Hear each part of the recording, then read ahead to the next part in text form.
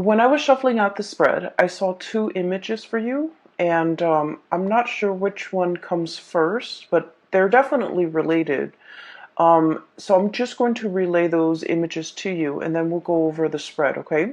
So the first thing that I saw, which was pretty amazing, was you're at a scene at a circus, okay? And there is a big cannon, and this was back in the days where they shoot people out of cannons.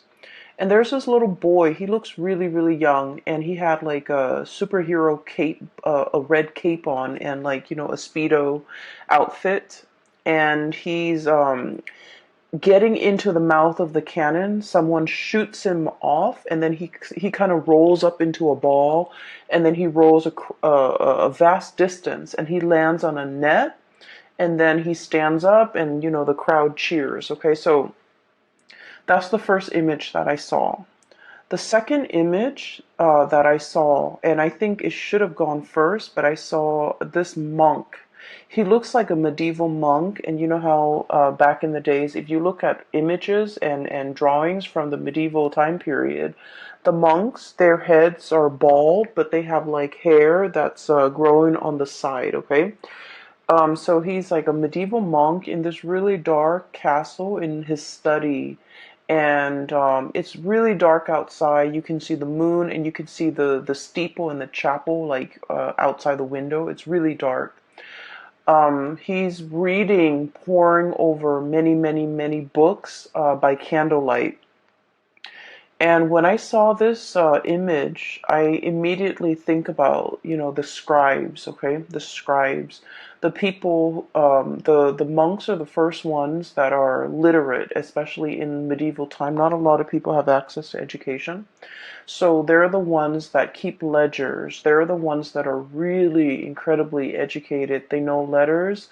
They write down like they keep inventory, keep ledgers, but they also write down like the daily activities as to what happened today. And they're pretty much the first people that keep like a written history of things that have unfolded. Okay, so I feel like this guy, he's in his study by candlelight, obsessively poring over, looking through, researching, and trying to find something. Okay, so he was like very, very adamant about trying to find something. So those are the two images that I saw. And it was really difficult for me to try to get those images to kind of like tell the story. Okay, so what I feel is happening here is there's something that you are doing. And I feel like for many of you, this is a part of like a job. For those who are self-employed, I feel like you're trying to launch something, and you're obsessively trying to do the preliminary background research, the market research, to I'm hearing like patent. So for some of you, you might be inventors. You might be poring over all the patent history to make sure that this thing that you are trying to bring forth into the world has not been done before, like a violation of patent, for example, patent laws. Um, and then I feel like for others of you, especially if you're not self-employed, you're working for other people. I feel like you're trying to look into the regulations, the rules and the regulations as to how something was done in the past, and then you're trying to bend the rules. Okay, I feel like there's something here about not wanting to follow what was done in the past, wanting to trailblaze, wanting to create your own path. And I feel like you don't have a precedent. You don't have like, the thing that comes before for you to guide you. You're kind of like starting from scratch. You're starting on your own. And I feel like there's a lot of risk associated with it. Okay. Hence the little kid, um, being launched out of a cannon. Okay, so like I feel like in some way physically you're thinking like, how is this going to work? What exactly is it going to look like? And so it hasn't been done before, so you don't have an example to go by. You just have the idea in your head and you're trying to bring it forth into the real world. And the real world is like constrained by the law of physics. And so you're just, trying to do that research into a field or into an area, a specific field that you're not very familiar with, okay? And so I feel for many of you, this is like a very huge new undertaking that you're planning to start off, and you feel that it's going to have like tremendous yield, either financially, monetarily, or just, it's something that you feel that needs to be done, and you're the person that wants to lay out the preliminary groundwork for this. Okay, so this is like a huge undertaking that you're kind of like a responsibility that you're taking on, mainly because I do feel for many of you, normally you don't have the patience to kind of like, um, do the research, sit there and pour over volumes and volumes of things to dictate how this is going to happen. But for some reason, for some of you, you might be personally invested in it, or you might feel like, no, this is the right thing to do. I want to do it right, or I want to do this for somebody. There's like an emotional connection, or like an emotional reason why you want to do it. For others of you, you're like somehow invested in it, where you're just like, no, this is something that needs to be done because it's going to lay the groundwork for what's to come, and I want to lay the groundwork in the direction that I want to see things happen in the future. Okay? I do sense we have here the Judgment card and the Justice card. Okay? So this deals heavily with legality. The Justice card, this is about weighing out the pros and cons, okay? What is right morally, ethically, versus what is right like internally. And then we have here the Judgment card as well. Light bulb moment, okay? Some major idea that you are trying to bring forth into the world. It's almost like I'm getting a very strong like Aquarian, influence here, where you're like so ahead of your time. You have these ideas swirling in your head, and I feel like you're trying to conceptualize it. You're trying to make sense of it. You're trying to like sort out these creative ideas, put them into little neat boxes so that you can understand exactly what you are trying to work with. I also feel like it's a major ethical or a moral issue that you're grappling with, okay? Um, Whenever we are linked up with laws and regalities and rules and regulations, I feel like especially for many of you, you have an innate sense of what is wrong and what is right. And I feel like there might be some type of a moral conflict between what you feel is right, what you feel is wrong, versus what the laws dictate is right or what the law dictates is wrong. So there might be some type of a legal framework, or just some type of a framework that you're working within, that you feel needs to be changed, and you're trying to find justifications for how to change it. You're trying to find evidence. You're trying to find like nuances in the law so that you can bend them. And I feel like you're doing this because internally you're driven by your own sense of what's right and what's wrong. And so you're trying to, shape it or fashion it in a manner that speaks to you. So I feel like for many of you, there might be a situation in a work environment where you're just like, this is not fair. This on paper, it says this, but in my mind, in my head, in my heart, it feels wrong. And so you're trying to, find a way to get around it, is what I'm sensing. Okay, so this is coming in really, really strongly. And then going to the second image, this is what I'm sensing here is there's a situation where, once again, you're trying to bring forth things forth into the world. It requires a lot of background research from it requires a lot of background research from your side. And the more that you read, the more ideas come to mind. But I feel like there isn't like a running thread to string all of these ideas together. And so, in that way, you might feel like you're kind of ill prepared to make the connections, to make the dots, to connect the dots in some fashion. And you also feel like you might need to speak to a specialist. You might need some type of an expert in their field in order to help you, in order to conceptualize, not only conceptualize, but like to draw out how it's going to be implemented or how it's going to be made in the real world. Okay, and I feel like there's somebody coming in, someone who's an expert in their field. We have here the Queen of Swords.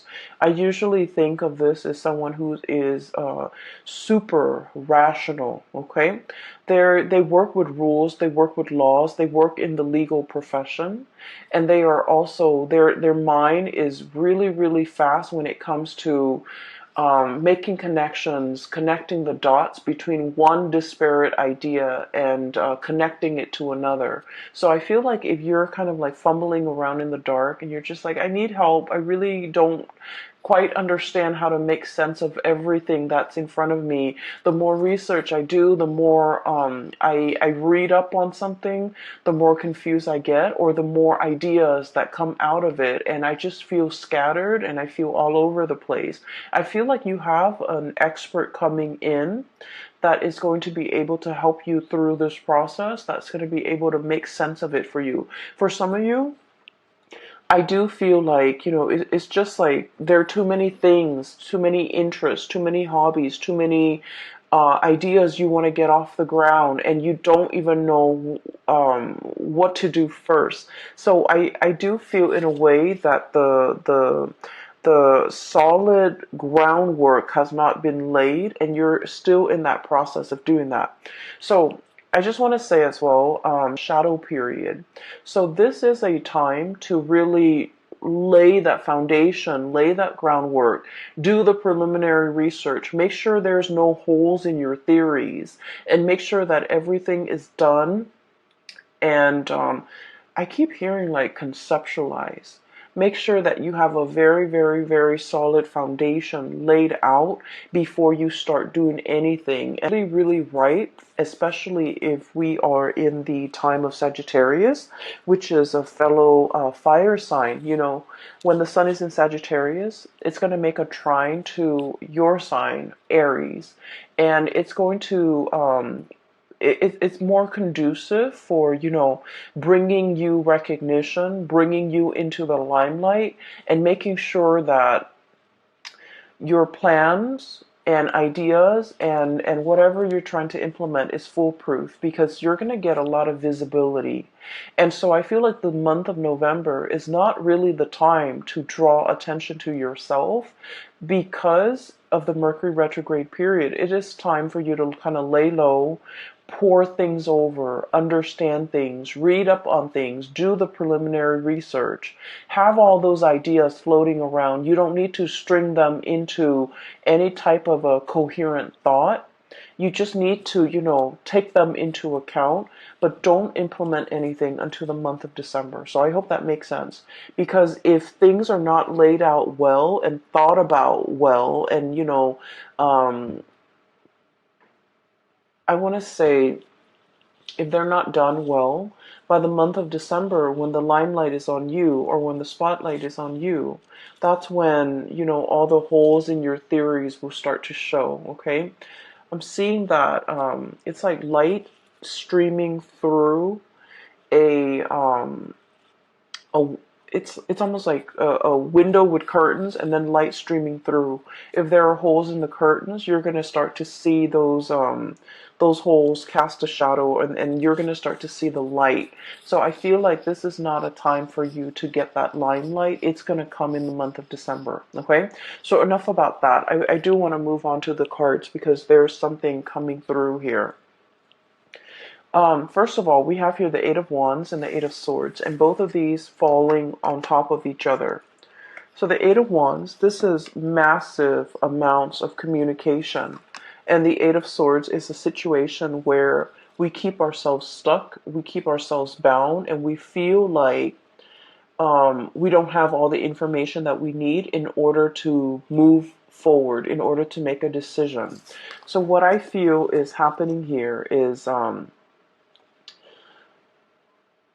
there's a major idea that you have. Okay, I feel for many of you, you might be like consultants, you might be experts in your field. You are kind of like that. You're kind of like that voice of ingenuity. That voice. It seems to me like you're judgment, guiding light, okay?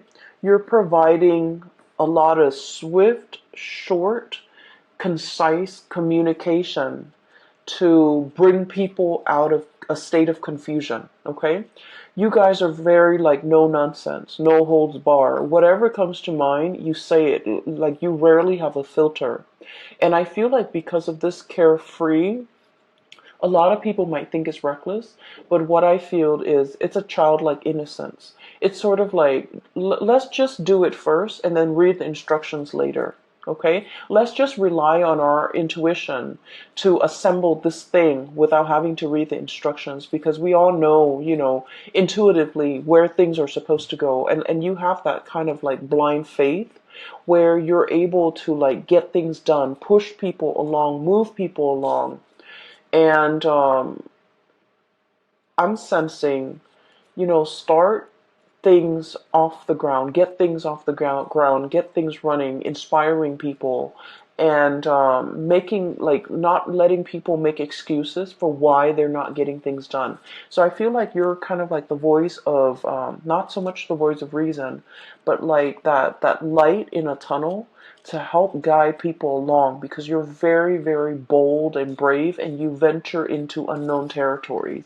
What I'm sensing here is there's definitely a situation where you're kind of like guiding somebody. And I feel like there's legality, like legal issues surrounding it. And once again, I mentioned before, the whole sense of legality. What is right, what is written down as, the law of the land, you don't agree with it, okay? You feel like there's something lacking here. It's the law or whatever's written down is very, very self-serving. So you're trying to find a way to bend the situation. And so many of you are kind of like working behind the scenes. Many of you are trying to find loopholes. Many of you are trying to find ways to get around things and to do exactly what you want. Like, I'm sensing finding shortcuts, finding like the quickest point from A to B without having to circumnavigate, like without having to kind of like dodge obstacles left and right. How do we shoot from here to there in the quickest manner? Okay, shooting out of that canyon. And so as a result of it, I feel like you're in a position either to guide people from all the obstacles that are kind of like strewn in their path. You're trying to find the quickest route from A to B to guide others. And you're trying to find as well kind of like the boldest move for you to make. And I feel like you're just going to land on your feet, okay? Like that kid being shot out of the canyon. If you're in a position where you feel like, I don't really know, you feel shaken, or you feel like, I don't really know how to realistically implement this in the real world, I feel that it's going to really take off for you. So that state of confusion where you're not able to make a decision, there's going to be that light bulb moment that will allow you to know how to move forward, that will allow you to know how to move on. Okay, so I feel like the energy is very, very conducive for having some type of a major breakthrough. You're getting like spiritual advice, you're getting a lot of information to, if it's like a long-standing problem and you've been mulling it over for some time, and you felt like the more research you do, the more confused you are, it's going to hit you in a way where you're going to be able to find the simplest way to get from A to B, to solve your problems, to jump over your hurdles, to kind of blast through these obstacles in order to move on. Okay, I'm also sensing here a very significant person that's going to be entering your life. Okay, we have here the Queen of Swords. So this is air sign, air energy, Aquarius, Gemini, Libra. And what I feel is, for those of you who are dealing with an air sign, or even dealing with somebody who's a little bit more on the icy end. They ask a lot of questions. They try to really understand you. I feel like polar opposites. Okay, so your polar opposite might be Libra, and Libras are kind of like the lawyers of the zodiac. They like to ask questions. They like to see both sides of the story. They ask a lot of questions because, as an air sign, they like to know. They like to learn. They like to understand things from with like they like to have like a holistic view of a situation before they form their opinion or make up their mind. And so if you're dealing with someone like that, it doesn't have to be an air sign. It's just they exhibit the energy of someone who asks a lot of questions and they want to understand. You're going to feel a little bit like you're under scrutiny, like you're under a microscope, like they're judging you, or they're judgmental, or they're trying to poke holes in your theories. But what I feel is, in the process of interacting with this person, they're going to make you stronger. They're going to make you able to defend your ideas, defend your beliefs, and to solidify and strengthen your ideas and strengthen your beliefs, so that your theories have no holes. Your theories are foolproof. So I feel like you have somebody in your midst that is like this. And what I'm sensing is, for some of you, this might be like a romantic partner uh, who might who you feel might be overly critical. You feel they might be a little bit cold, a little bit distant, a little bit contrarian. You say one thing and they don't really see things that way, so they offer their opinion. And you guys have had a lot of clashes in the past where you don't see eye to eye. Um, I honestly feel like they might have belittled you by the way in which they interact, by the questions that they ask you. You feel like they don't support you, or you feel like they're constantly poking holes in your theories. And what I see in this spread is, this person doesn't mean to do that. And I feel almost like I'm seeing, like, walking around on eggshells. Okay. I feel like you felt a little bit judged. You felt a little bit like you couldn't be yourself. You felt uncomfortable, and you didn't understand why. You felt like they didn't trust you, or you felt like they just they shoot down your ideas. You felt very unsupported, okay? And so I feel like this wasn't like an easy relationship. For some of you, this could be, I definitely feel a very strong love connection. So it could be like a love interest, a love partner, or even like a family member that you, for whatever reason, you really wanted to please this person, okay? And I'm also sensing, like, it's somebody that you hold in high regards, okay? They're on a pedestal. They're on the scale here. that you hold them in really high regards, and for whatever reason, you are very eager to please this person. You really like this person. Um, they don't mean to be harsh. They don't mean to make you feel like they're poking holes in your theories.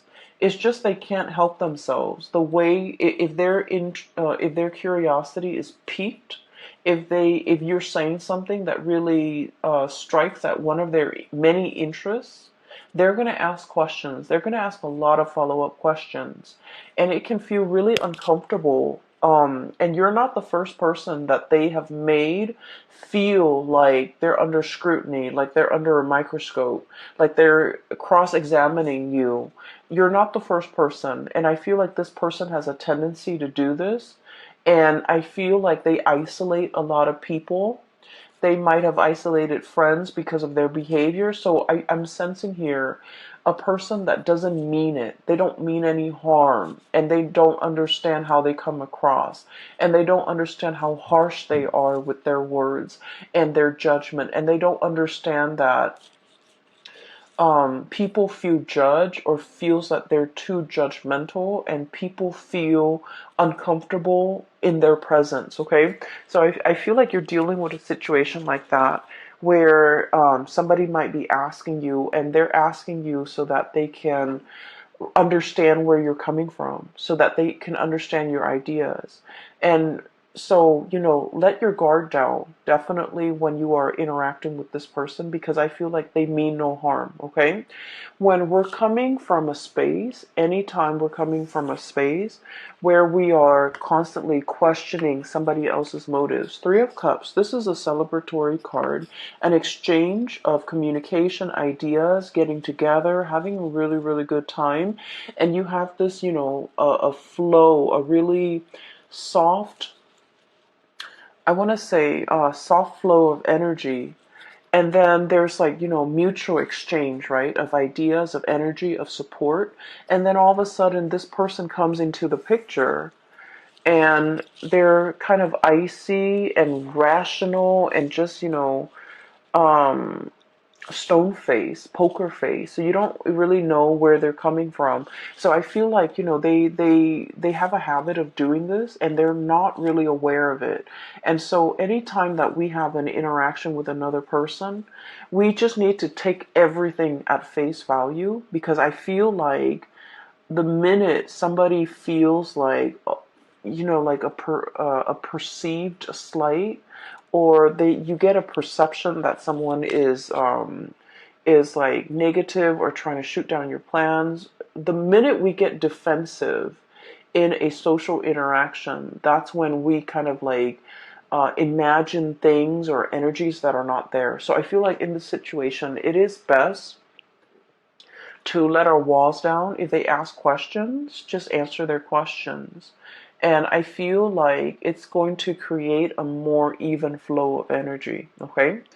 For some of you, you have somebody in your vicinity where there were like a lot of communication, like we have here, arrows of love, a lot of communication happening all at the same time, and things are great.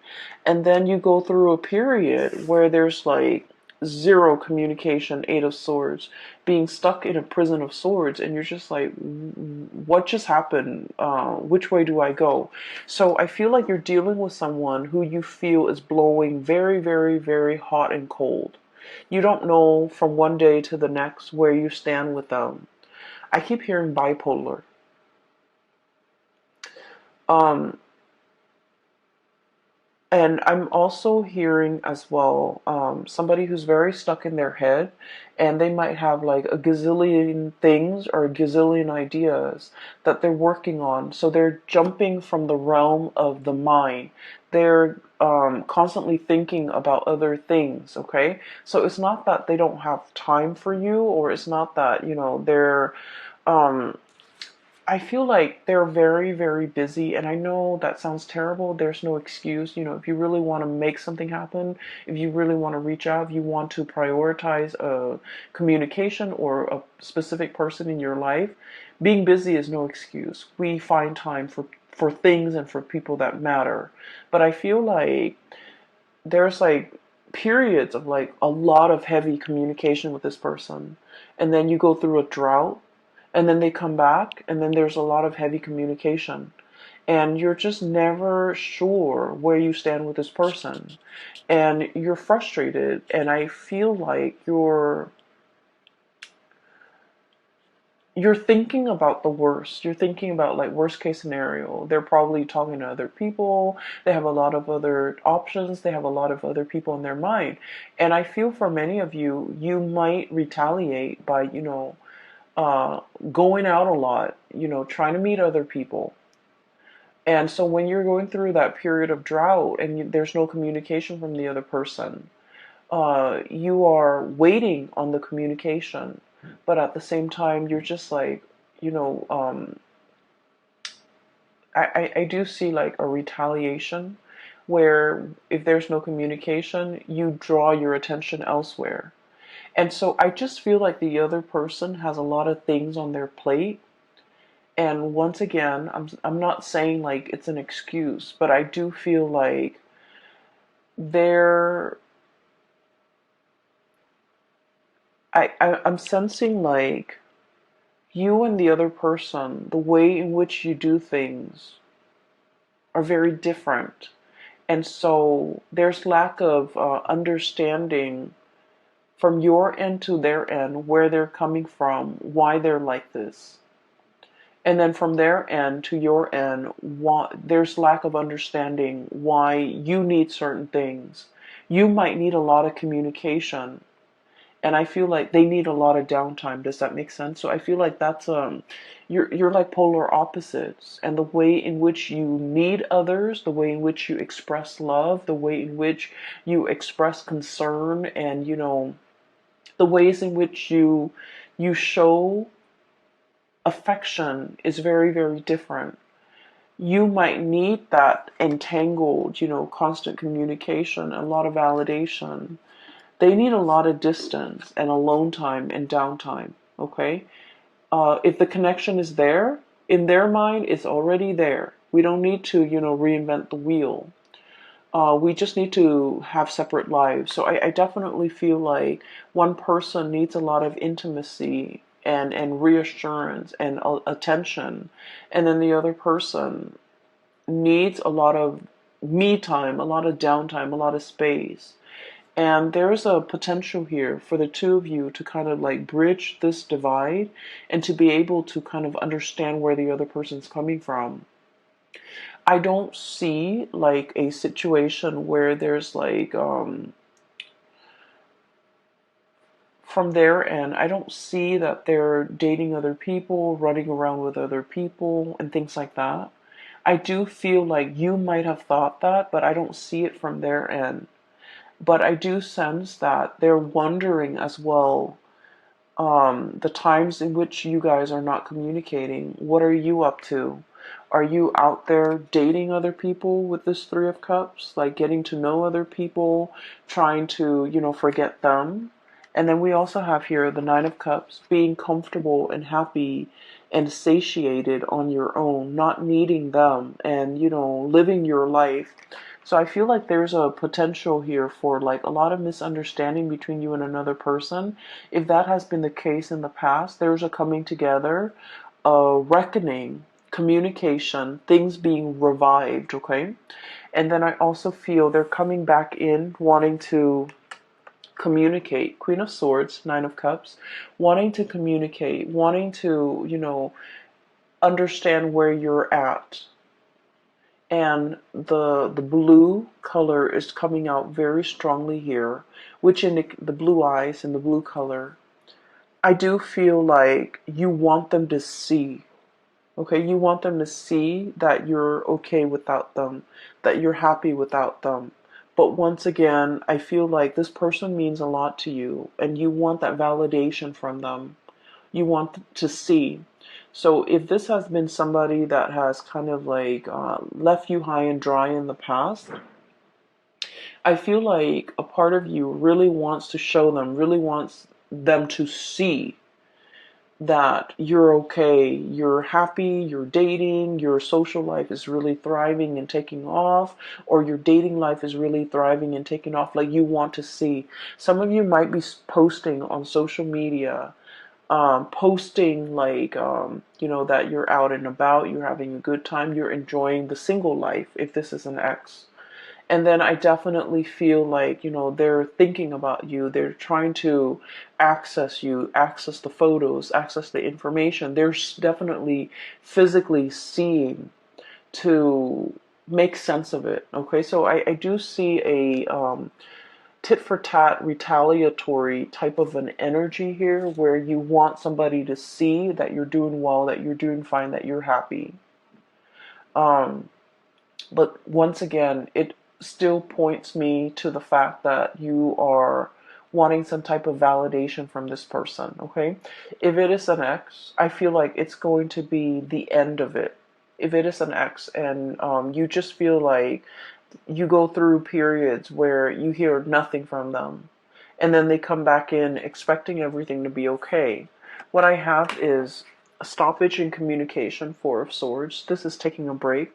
And then we have the Five of Swords, and I usually think of this as like mincing, dicing something to kind of like cut it up into little pieces. It's like, I no longer need this connection. I no longer need this communication. I've been waiting for so long. It's finally coming in at a point where I'm at peace with myself. I'm happy and I'm doing really well. So I don't need it. So I feel like many of you will be in a position where you get to kind of like give this person a piece of your mind. Like, I don't need you. I'm doing okay on my own.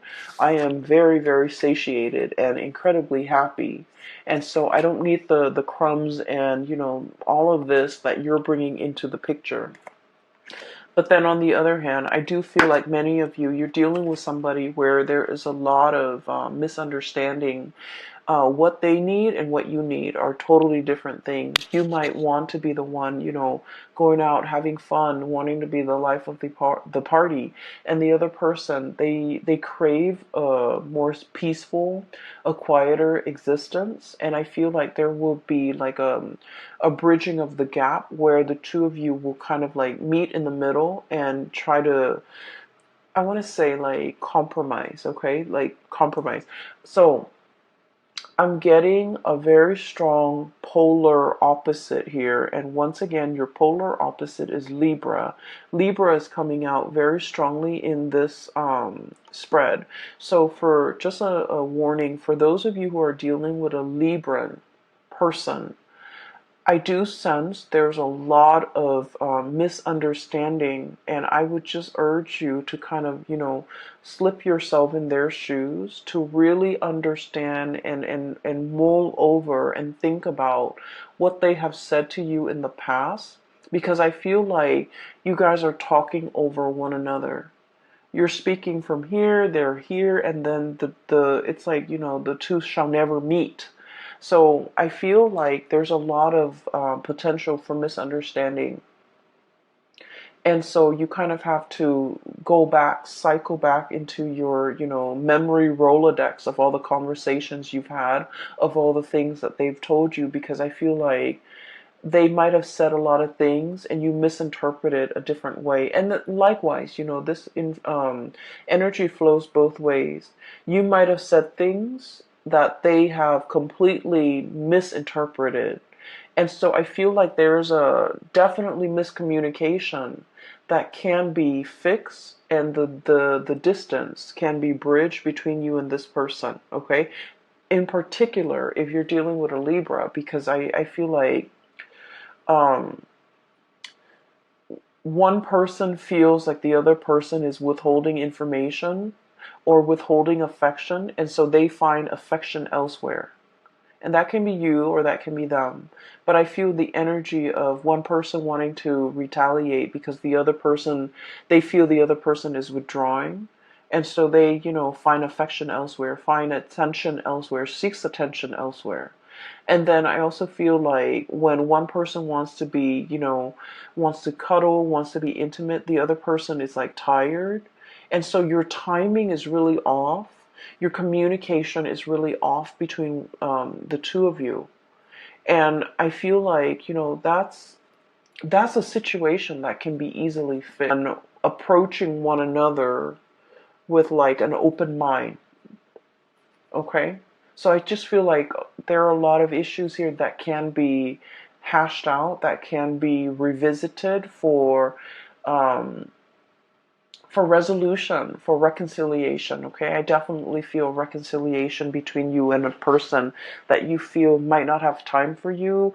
They might have had like very inconsistent communication. So I feel like that's coming in. But either way, I do feel there is a really strong love connection here where you are dealing with a polar opposite. And I do sense as well, there might have been a lot of difficulties in the past when it comes to resources, sharing resources. Resources might have been very scarce, but the two of you have finally um, kind of like bridged that gap. Two people are really, really doing well, and they're pulling together their resources. Seven of Pentacles here, okay? Waiting for that harvest. But this is like a long standing process, nurturing something, watching it grow over many, many months, okay, over a long period of time, many years for some of you. So I feel like things are looking really good, especially if you have a partner and you both share resources and things have been hard in the past. There's going to be a major, major uplift, escalation, and resolution when it comes to financial resources, all right? So in a personal reading, I do have a link in the description box below for a colleague of mine. Her name is Bridget. She is phenomenal. I highly recommend that you get a reading with her. The link is in the description box below. And also, if you're interested in this deck, um, the local artist has reached out to me and she told me, to include a link to her website where you can purchase this deck as well as all the other artwork that she has available for sale. The link is also in the description box below. Okay. I wish you all the best, and I will be back for the month